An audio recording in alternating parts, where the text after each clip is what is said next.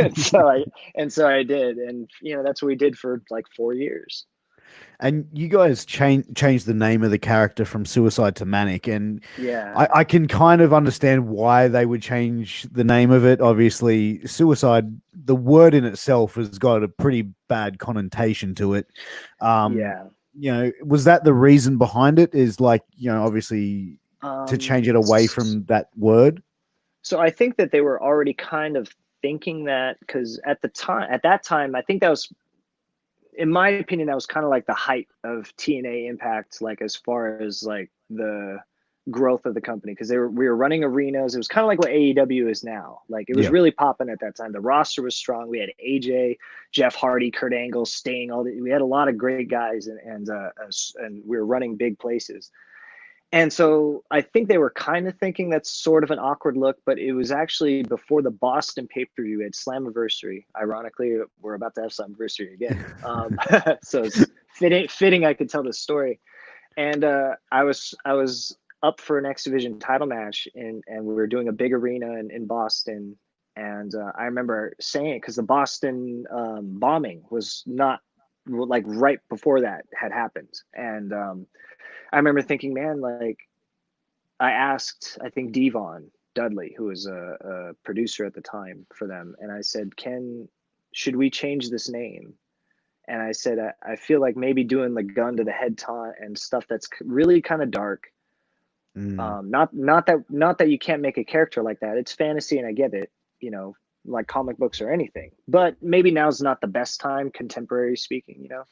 Yeah. And he agreed, and then they went back and they said, well, what about changing it to Manic? And I said, yeah, that's great. So I mean, I kind of had started the ball rolling, because I told him I didn't feel comfortable calling myself Suicide, and like, hey, like like Mm. when everybody's just kind of down at the time. And so they thought it's a good idea, and they picked a new name, and it fit, it worked. So Yeah, no, I think it definitely did work, and you really evolved the character as well, and you made the suicide manic character your own.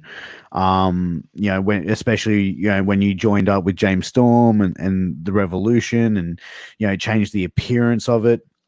And that's one thing that, from seeing your career, you've definitely been one of those guys that have evolved your character and your gimmick over time. Obviously, now you're completely covered in tattoos down both arms. And to me, the revolution that you guys did in that with James Storm was amazing, because it showed a deeper, darker side of you, even though you did have that suicide name, but it brought out another level, another layer of levels to your character in that. Did you feel the same way, or was it, something that you just felt like, yeah, this is just the situation I'm in right now? no, I definitely felt the same way. I had mentioned earlier it was a relief to finally be myself in WWE, but I I've always approached wrestling, for me, that, like, I guess the way that Johnny Depp would approach acting. Like, I Mm. love characters. I love being able to do these different things. I've had like 10 different mask characters in my career, you know. In Lucha Vavoom, I play a stripper fireman, and I played Puma before, which was like an American tiger mask, and I've played Suicide, which is like, a video game comic book character. Mm.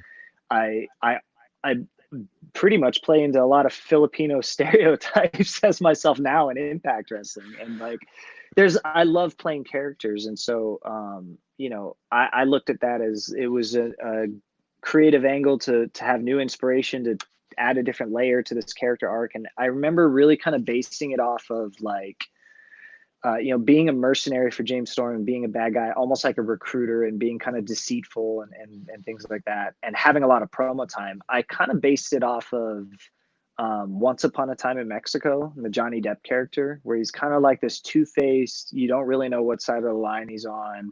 And he always had these funny, quirky, interesting interactions with people one-on-one. And that's, whenever they give me these one-on-one promos, that's a lot of what I channeled, was like kind of like Deadpoolish like humor, and Johnny Depp's character from Once Upon a Time in Mexico, just because I thought, everybody is so testosterone fueled wrestling promo Yeah. guy, and I was like, how can I be more laid back and be entertaining in a totally different like wavelength? And that's what I would try to do.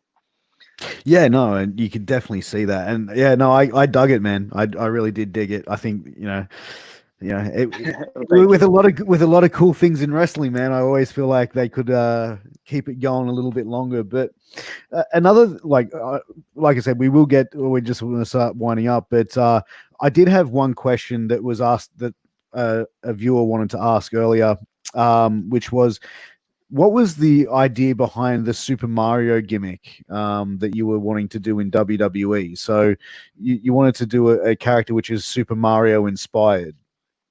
you. Can you talk about that?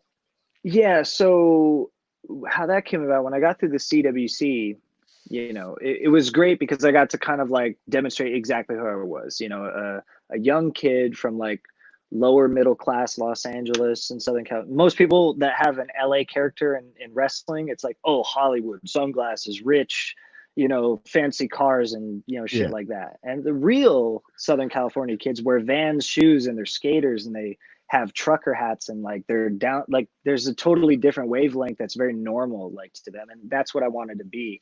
And I'm an Asian American, so I got to do all this. And after it was done, CFO Money was called me at home. They said, okay, pay-per-view's coming up, you're going to Raw, we're working on your music, did you like the music you had in CBC? And I said, it's no, I mean, it's a nice song, but it's not very fitting for me. I'm not like very alt rock, Florida rock type of guy. And they sure. said, Yeah. what do you like? Yeah. So they said, what do you like? And I gave them this list that was horrible. I gave them a terrible list. I was like, they're like, what do you like? And I said, Elvis, Tupac, Billie Holiday, Jesus. Chuck Berry, Blink 182, Nirvana, Rolling Stones, Led Zeppelin. Like, I mean, it just didn't fit at all. And then 20 minutes later, I'm like, God, that's terrible. They're not going to be able to make anything with that shit. So I called them back and I said, listen, I really want to create a character that's like Scott Pilgrim in Ready Player One.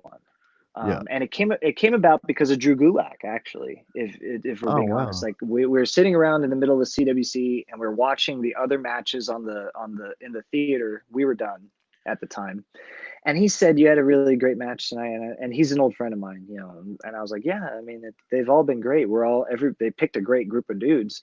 And he said, yeah, but you have this way of moving. You almost look too perfect. You look like a video game character. If we were a video game, you would be the character I'd want to play all the time. I said, thank you.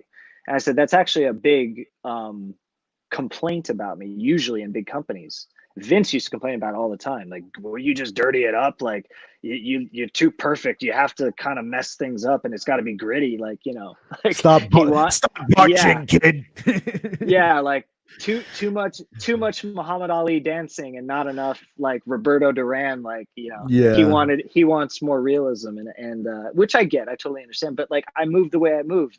Like some people, that's just the way it is. It looks beautiful in that way, and that's how I move. I'm really graceful, and so I just decided, fuck it, I'm gonna own it at this point. And so I wanted to create a human video game character like a Scott Pilgrim or Ready Player One. So I told CFO, I said, can you make Dr. Wily's castle? And they said, yes, I know exactly what you want. And they made it. And then when I got to Raw, I heard it and I'm like, this is amazing. I went to the production guys. I said, can you make the stage look like this? Make it look like Marvel versus Capcom loading screen with like a power bar. And then they said, yeah, what about this? We'll do power-ups on the ramp that like shoot up the ramp like Zelda and Super Mario, like hearts and like, coins and shit like that. And I said, fuck yeah, let's do it. We That's even dope. had, yeah, we prepped a concept for a WrestleMania entrance if it had come up in Orlando or even New Orleans, where we were going to do Mario Kart. I wanted to drive a go-kart, and they were just, since we have the digital ramp, Yeah. and like you have to kind of work around what you're given. Like, I know I'm low on the totem pole, so I can't ask for like pyro and shit that's expensive. So I Yeah. said, well, what can I do that fits my character that costs them zero money? And I said, well, what if we just rent a go-kart and turn the digital ramp to a rainbow, and it'll be Rainbow Road, and I'll just drive down. The music is perfect already. Just put a That's digital awesome. yeah, like a digital starting like lights, like do do do at the top, and then I'll Yeah. just race down the thing. So that was my concept for a Mania entrance. Maybe I'll do it at Wrestle Kingdom or something. I don't know, but Dude, that's fucking dope, man. That would be insane.